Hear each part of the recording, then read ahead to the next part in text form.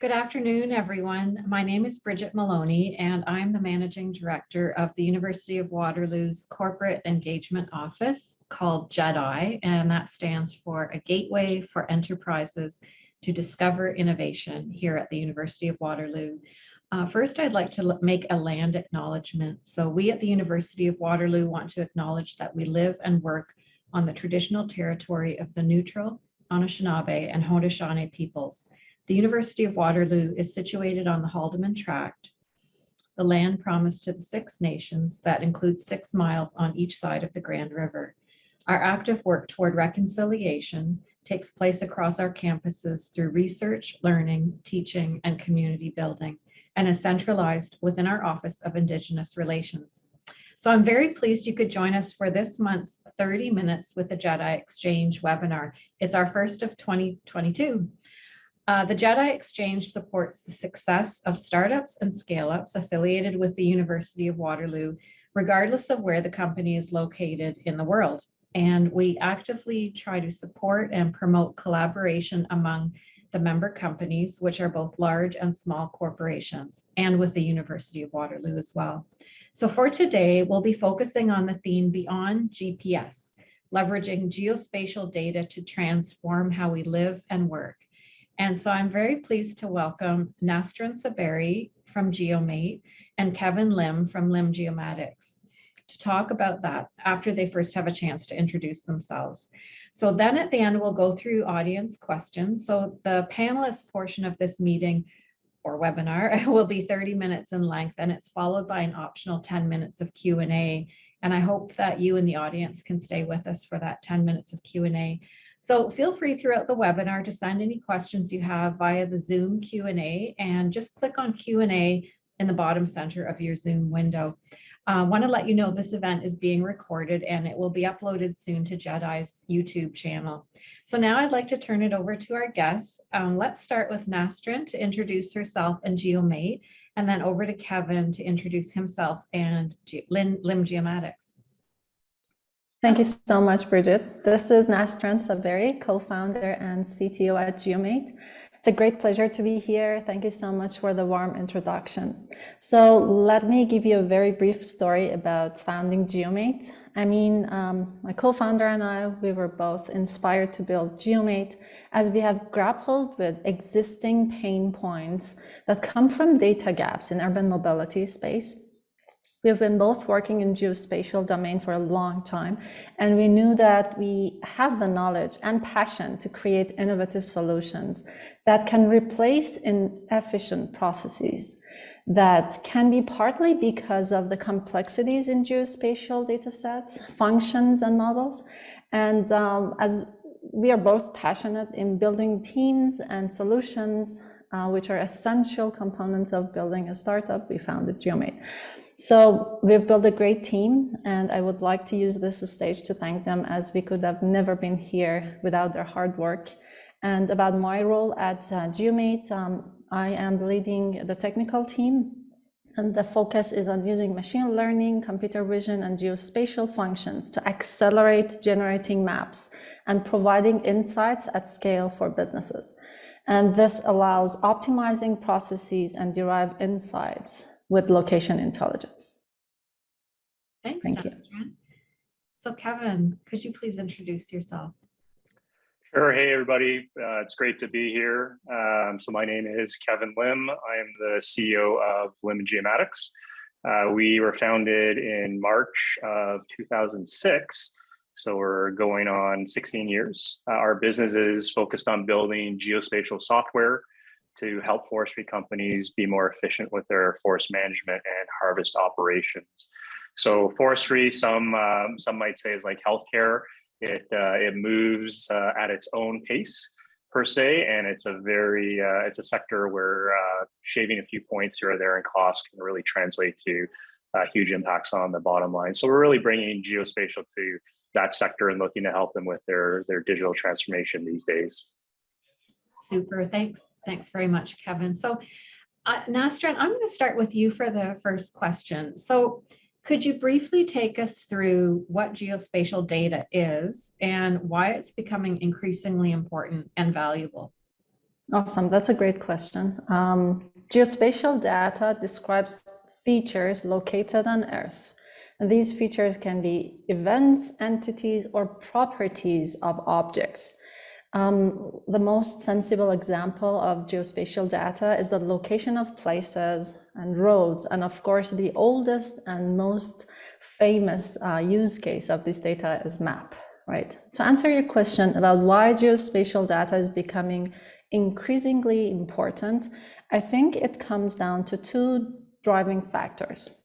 First, the growing uniqueness and everyday use of geospatial data in our lives. And the second is the importance of being able to accurately collect and use it, and then use it in models, modeling the environment, and predict complex scenarios, like using them in cities that are becoming more complex and more dynamic spaces.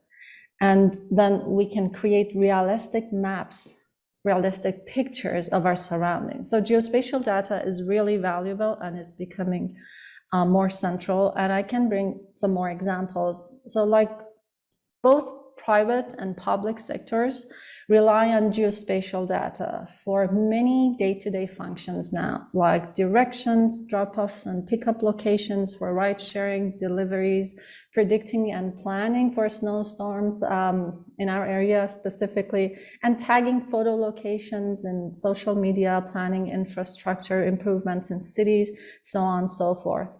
The list of everyday use is endless. And this continues to grow as we find new ways to extract valuable insights using geospatial information. And from another perspective, cities are becoming increasingly complex and difficult to map accurately, and this makes it having highly reliable, accurate geospatial data are more important, more valuable these days. Cities are undergoing rapid changes, they have become denser, and the population of aging individuals, especially the ones with mobility disabilities, are continuing to rise, which creates concerns around pedestrian safety and accessibility, of course. And on the other hand, cities should be prepared for many new mobility technologies like e-bikes, scooters, delivery robots, and autonomous vehicles. These technologies are shaping the pattern in urban mobility, and they can even shape how cities are designed. So all of these changes create a very complex environment to map accurately at scale. And if we are not well prepared, these changes can create a lot of challenges for individuals, businesses, and governments. So more precise and comprehensive geospatial data play a significant role here. And with a better access to it, we can understand these environments better and we can make informed decisions. And then we can maximize the efficiency, increase reliability, safety and accessibility, and reduce costs over the time. Right. Thanks so much, Nastran. And Kevin, I'm wondering if you could follow on with that, just to explain a little bit more for the audience about, Nastran touched on it, but where's this data coming from? Sometimes is commercially available data used? Is it public data? Do you have to collect all of it? If you'd like to comment on that. Yeah, sure. Thanks, Bridget. So I think at the end of the day, if we really take a step back, this type of data is coming from everywhere. It's coming from that smartphone in your pocket right now in terms of positioning. And, again, the title Beyond GPS, well, you got a GPS in your smartphone. And as Nastran mentioned, with all these gig economy apps, Uber Eats, and et cetera, you're leveraging that location data, that geospatial data by default. In some respects, I'd challenge the group and say, name a piece of data out there that is void of geography. So by default, even if we think about, the vent, Bridget, I see behind you in the ceiling, like we're into building information models and knowing where that is at high degrees of precision.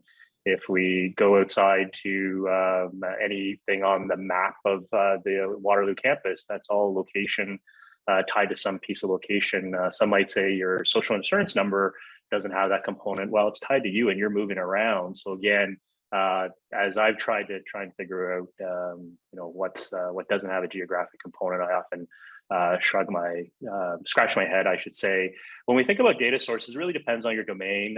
For those that are watching that space environment, especially with climate tech driving things. There's a lot of satellites that are going up there, whether radar-based, common names, Landsat, people in the EO space will remember that, and the legacy it continues to develop, but Sentinel, lots of players out there. But really it depends. I think Nasrin mentioned at what scale are you working? If you're working at a large scale, maybe there's different in situ type of sensors that are collecting this data. Again, buzzwords come around IoT, sensor webs, et cetera, et cetera. Yeah. So it is quite pervasive out there. It really just depends on your domain, whether you're invoking a commercial or private sector component. Right. Thank you for that, Kevin. Good point. Nasrin, kind of following on that, with GeoMate, then your work seems to be mostly about accessibility in cities. And is that right? And so then is that to help with planning or other active operations like smarter cities? Could you comment on that? Well, that's partly right. Thank you so much for bringing up this question. At the start of our founding, we were focused specifically on accessibility in cities, and this is still one of the areas of focus and, of course, our mission. But as we have found, our data is leverageable for a wide range of other use cases, and like I can name a few: delivery and logistics, autonomous vehicles, insurance, consulting, and construction, and so on. We are collaborating with companies in this list. I will give more examples. And so we are those industries are finding ways how our geospatial data can support their work. And as I mentioned before, geospatial data is becoming more valuable to both private and public sector. And many of industries related to urban space in some ways are hungry for more accurate, granular data on the urban environment, as it impacts their everyday operations and their performance. So for our work with cities in particular, we provide support not only to accessibility and inclusion focused efforts, but also we support city planning, active transportation, and smart city initiatives as well. We have found a lot of our data has different use cases for cities. For example, we provide a city with data about sidewalk segments. We map sidewalks, and there's accessibility scores coming from many factors, many elements, and then cities can take this data to understand where they should focus and prioritize for taking actions, which part of the city require planning for more active transportation alternatives. And this helps cities to encourage physical activity and less dependency on personal vehicles, of course. So while accessibility is an important component of our work with cities, we really believe that our data can be useful for a diverse range of government departments and private sector partners as well. Thanks, Nasrin. And before I move over to Kevin for the next question, are you able to share anything more of what GeoMate is up to, or have you shared everything that you're comfortable sharing? Yeah, of course. So on the geospatial data product enrichment side, our technical team is working on adding a very important element on static data sets that we have, adding dynamic data to our maps. And on the business development side of things, in addition to continuing our work with cities, we have expanded our work to collaborate with last mile delivery companies by providing maps for sidewalk robots and other delivery fleets, automotive companies for autonomous vehicles to support HD or high definition maps for autonomous vehicles, as well as advanced driver assistance systems, ADAS. And we are also exploring opportunities to support consulting, insurance, and construction companies as well. That's very exciting. Those are all really, areas where, the average citizen will see changes coming in the future and the world will change. So that's exciting that you're part of that. That's fantastic. Congrats on the congratulations. So Kevin, moving over to Lim Geomatics, then your work is mostly in forestry, is that right? Yeah, 90%, even 95% of our work is in forestry, absolutely. Right, thanks. And then, so is that mostly aimed at yield and productivity, or does it also help with areas like protection and preservation?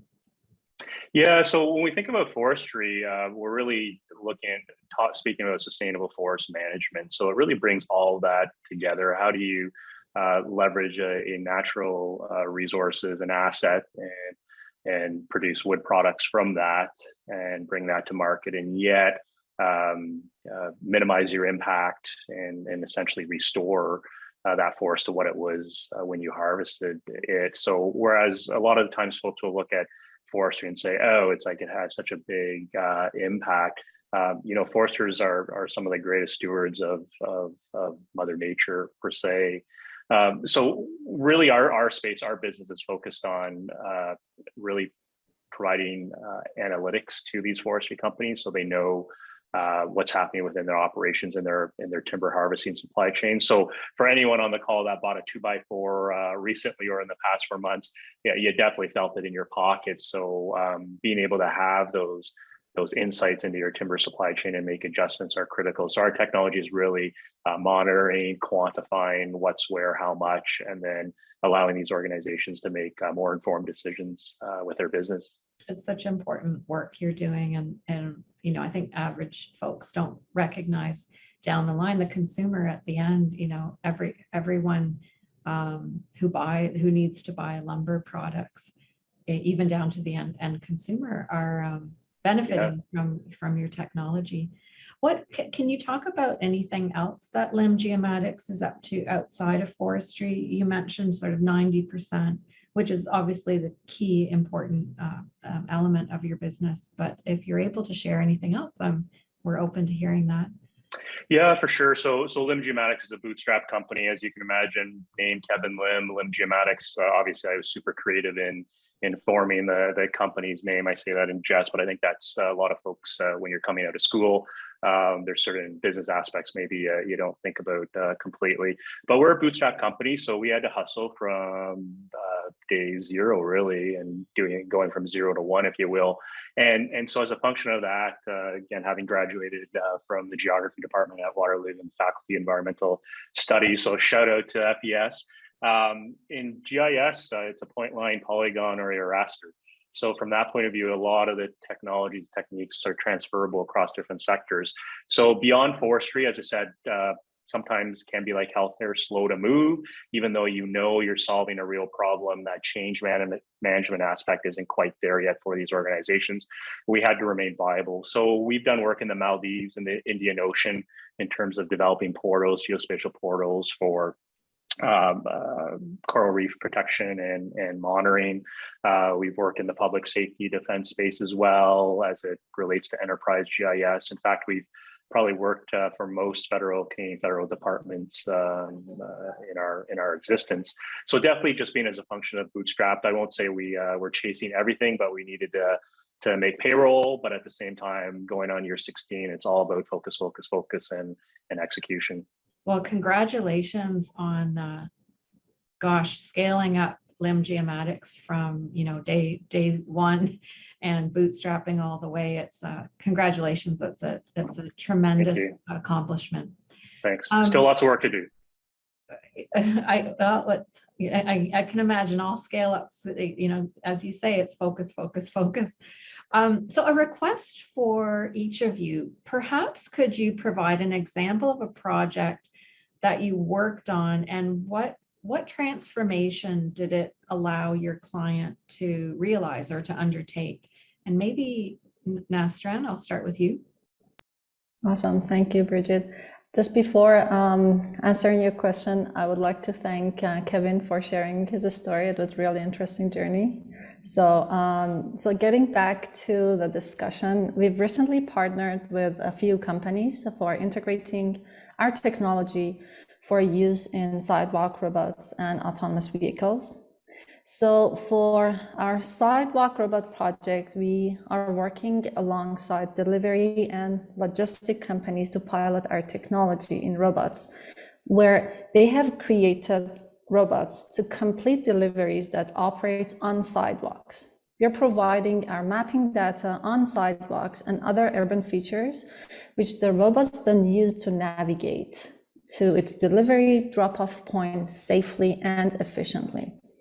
This was very valuable for our client because they were able to access so many unique data sets that help them improve delivery, routing, navigation, and overall efficiency without time and cost-intensive field work, where they can also scale their services faster. And so without these data sets, they could just do the deliveries that they have already done because they have visited those places and they had information. But with our data sets, they could scale their services faster. In our automotive focused projects, our high definition maps are used to support the development of autonomous vehicle technology. So HD maps are really important component of autonomous vehicles because they provide the base map for vehicle navigation and localization. Our partner is integrating our HD maps data to their system, which allows them to enhance vehicle navigation, localization, safety, and overall performance. And this service not only benefits the company, but also helps vehicle owners and pedestrians to gain higher level of safety and performance. And our data is scalable and way cheaper than the existing methods in this area. Well, that's a really exciting application that you're moving into. As I said, really exciting application areas for the future. So yeah, fantastic. And then Kevin. An example project. So thinking of an example, how does saving 10 million bucks, 15 million bucks sound? Most people would probably say, yeah, it sounds pretty good. So for our forestry companies, we've on more than one occasion actually saved them that much money when they're looking at their mill and retooling it. A challenge often is not knowing what's where, how much, and what type. So using LiDAR technology, airborne LiDAR, not vehicle-based LiDAR, but airborne LiDAR and various methods, we're able to quantify what's where and how much. And so by doing that for forestry companies, as they're looking for data to make a good decision, we were able to show what they thought was on the land base was not there, and thus retool their mill accordingly for what was out there in reality. And so at the end of the day, for 1% of that savings that they spent for the work, they translated to a massive benefit to that company. So those are the big examples where we think about something as simple, applying some geospatial technology. In some cases it is simple, but as you bubble it up to that business level and really focus on hard problems, it can have really big impacts financially for these organizations. That's amazing. That's what a success story. Fantastic. So then, okay, looking ahead at 2022, this is a question, I guess, for both of you, but I'll maybe start with Kevin first. So looking ahead at 2022, can you describe what new things you're looking to accomplish that will have even greater impact for your clients? Yeah, for sure. So in my role as CEO, I'm often looking at longer horizons, and I think maybe as a young kid, not really realizing that I was always a CEO in practice thinking that far out. So we have our existing business, as I mentioned, we're executing, we're scaling up, establishing good processes, repeatable processes. In some respects, business 101 for the stage we're at. So really a lot of my focus is beyond that. So 10 years ago when we launched our strategy, in all honesty, I was laughed out of the room multiple times by people, and flash forward today, a lot of folks, a lot of customers, as we talk to them, they'll say, all roads are coming back to Lim Geomatics. So currently I'm focused mostly on strategy. So I don't think it'll surprise some listeners as we watch the macro landscape. The metaverse is a really hot buzzword, right? Is it riffing off digital twins? To be determined. That whole Web3 piece, I think people are remiss to not watch that space, although it's early, a lot of excitement, but when we're dealing with a financial component, could a tree be an NFT and trace it from when it was cut to when it's brought across the mill? I don't know. So just by saying those few words, it probably gives some folks on the call a sense of where I'm thinking. I'm really looking at the next 10 years, and how we can connect different dots to create more value, but at the end of the day, not lose sight of focusing on solving somebody's problem. Thank you. Yes, you are. You're definitely looking out to the future, and it's really exciting. It's really interesting to see what's going to actually realize in the years to come. And then Nastran, over to you. Sure, of course. So we are growing our team in 2022, of course, because we want to expand our existing coverage into cities across North America. And this allows us to provide mapping data for our clients more quickly at scale. And we're also to continue building out our dynamic features, as I mentioned earlier, to make maps even more comprehensive and useful for our clients. It's part of the digital twin, so we are contributing to that as well. And with these improvements, we will be able to help our clients expand into new markets faster, as we have better coverage in North America, and they can enhance safety and accessibility, of course, increase operational efficiency. And all of these help them to reduce high costs of field work or using expensive methods that are too detailed to map cities, like the example that Kevin mentioned, replacing the airborne LiDAR observations with the vehicle LiDAR, which is too detailed, but and very expensive, but we can have replacements and use the things that does the work, and it's efficient enough. Thank you, Nastran. So last question for both of you. Lastly, so why or how did partnering with U of W make a difference? Connection with U of W, maybe Kevin, over to you for that.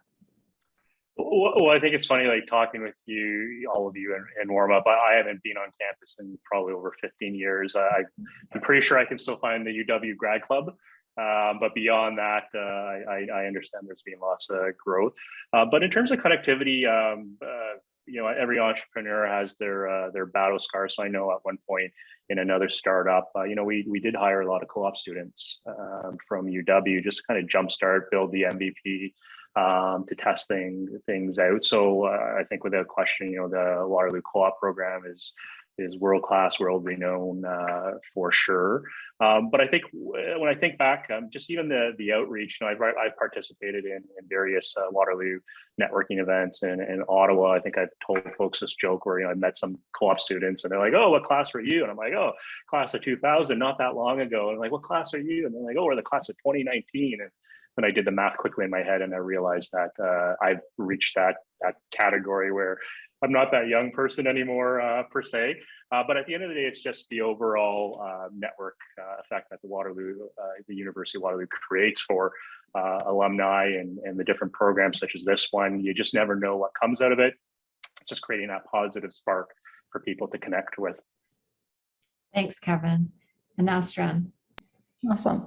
Thanks, Kevin. Well, Waterloo is my alma mater university too. I'm class of 2019, but I did my PhD, so I'm old. I'm not that young. We're receiving a lot of support from faculty members at the University of Waterloo. Specifically, we're working with Dr. Andrea Scott from System Design as our academic advisor. And we have had, as Kevin mentioned, we have had a lot of hires and even co-ops from University of Waterloo, fresh graduates. We had 7 hires from University of Waterloo graduates, and this is amazing.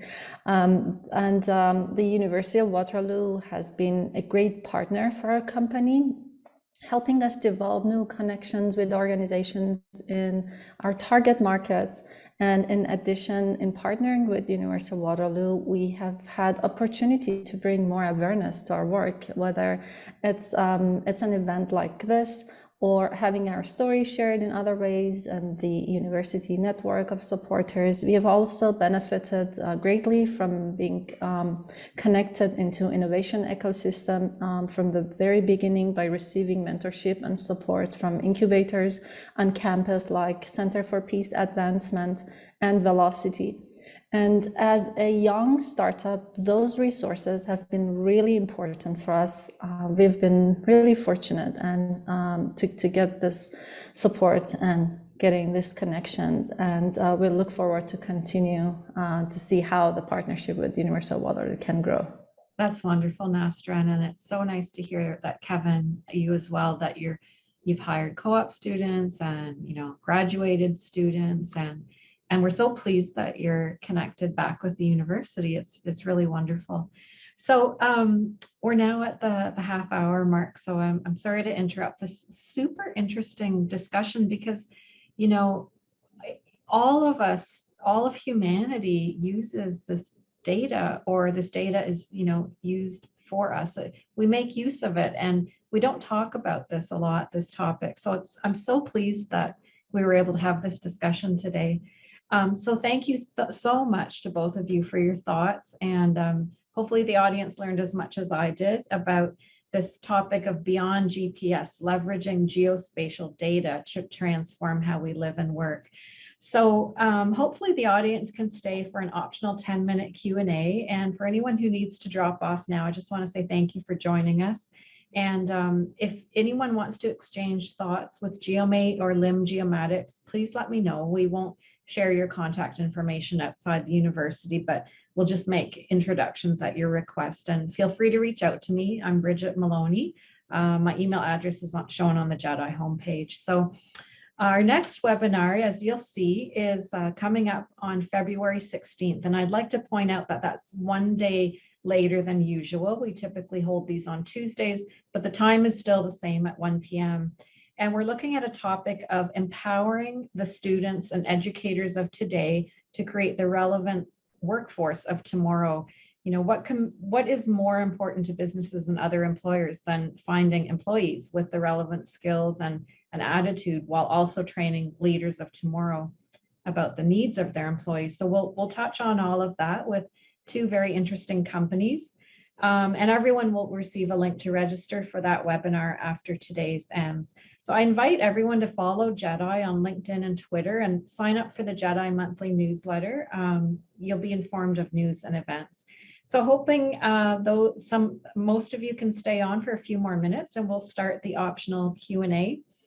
So happy to start that. And I want to thank those in the audience who did actually submit some questions via the registration system during this webinar. So I've been provided with a selection of those to ask you, Kevin of Lim Geomatics and Nastran Saberi of GeoMate.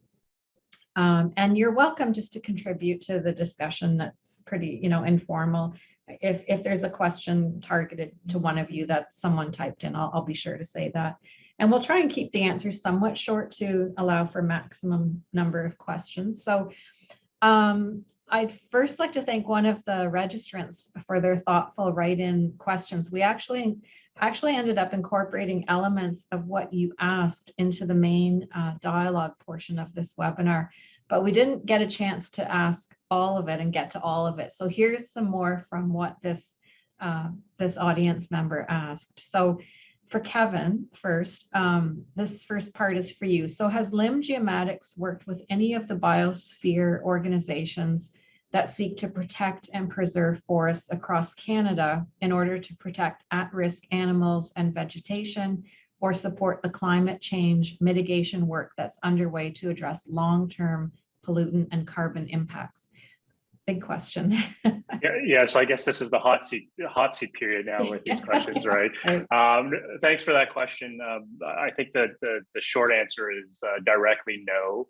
So from an ideal customer profile or an ICP from a business lens, that's not necessarily who we're targeting to work with. Indirectly, many of these forestry companies are certified for sustainability and have commitments to those types of programs. Our closest touch point will be when we are working with the UN on some of the initiatives on the environment, but as I said, not directly. Obviously, preserving sensitive habitats and species at risk, those are important criteria in any forest management plan. But in terms of those actual specific organizations, no. But hey, would welcome the opportunity to talk more if there's a door that opens. Okay, great. Thanks, Kevin. And then Nastran, this is actually part B of that same sort of similar question from the same person who in the audience, the same audience member. So does GeoMate have a viewpoint on projects such as Sidewalk Labs in support of their technology focus? Now, I know Sidewalk Labs has been stopped, but that does not mean their technology innovations were inadequate. That's a great question. So first of all, for some of you who are not quite familiar with Sidewalk Labs, Sidewalk Labs is an urban innovation company with innovative solutions. They work on creating products and solutions to build more sustainable, innovative, and equitable places around the world. So the part that the person mentioned that it's stopped is Sidewalk Lab Toronto, the specific project, but the whole Sidewalk Lab hasn't been stopped. It's ongoing project. So Sidewalk Lab had developed a proposal for a futuristic data-driven city in Toronto's downtown Lakeshore, and this project has been cancelled about 2 years ago. And I believe such initiatives can be game changers in creating role models for cities all over the world, as long as sustainability and equality are the center of their mission. And the high-tech piece helps them achieve these goals, right? So to add a comment on posted question about the perception of inadequate technology innovation in such initiatives. So most of the time there are other elements that stops innovation, like real estate market in Toronto, in the case of Sidewalk Labs and in Toronto. And of course, there are other economic uncertainties. And of course, it doesn't mean that the technology is not mature enough to build a smart city. There are other things that make them to take that hard, challenging decisions at that time. Right. Thank you. And then just another question came in, Nastran, for you. The audience member asks, how is GeoMate's technology different than map services like Google's or Apple's?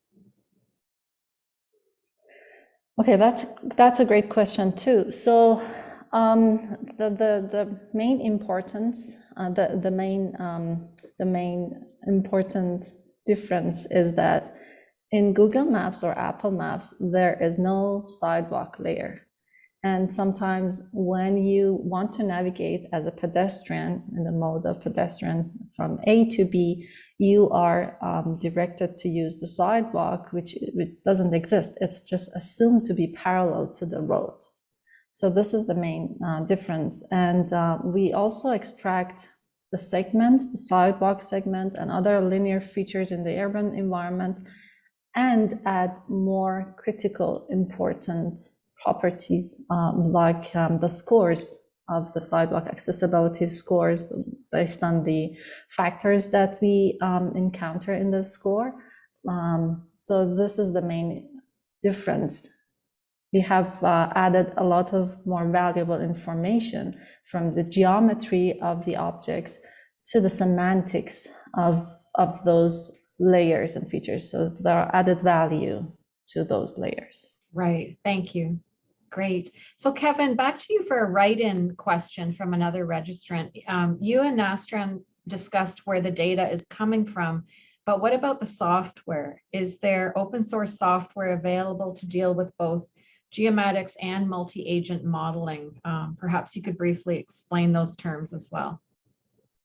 Yeah, so a lot of times we'll hear closed source software. So often it's private software developed by companies, so it's closed IP versus open source. Often that code base is in GitHub or something, and then the community as a whole can contribute and write to it. So when we think about multi-agent or agents in general, so this is going back, what are we, 21 years now. So I'm probably not the expert on that. But back in the day, the idea was that we can simulate an actual actor, parameterize them using different technologies, whether you're using genetic algorithms or something, but really kind of create a simulation where you have these autonomous agents that would follow a set of heuristics, and then you can watch what that emergent behavior would come about. So in my case, it was about land use change in the Amazon. There is an anthropological model that specified how people behave. So we actually created agents, coded them with this behavior, and watched what emergent properties came out on the landscape via remote sensing technologies. Okay, thank you, Kevin. One last question. I know we're at time, but maybe a quick answer from both of you. So, a question came in: does the data you use involve individual people's data, and if so, does Lim Geomatics and/or GeoMate ensure the privacy of people's location data? So maybe Kevin, if you could address that. Yeah, so fortunately, trees, we don't have a privacy component necessarily with trees, certainly as we think about contractors or businesses. But at the same time, when we think of privacy, we're not in the health space, we're not in the payment card processing.